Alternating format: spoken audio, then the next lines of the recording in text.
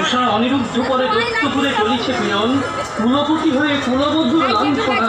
কেমন সচিব মাতা, ছি ছি ছি, এর চেয়ে ভালো ছিল রণে আত্মদান। নারায়ণ, সন্তান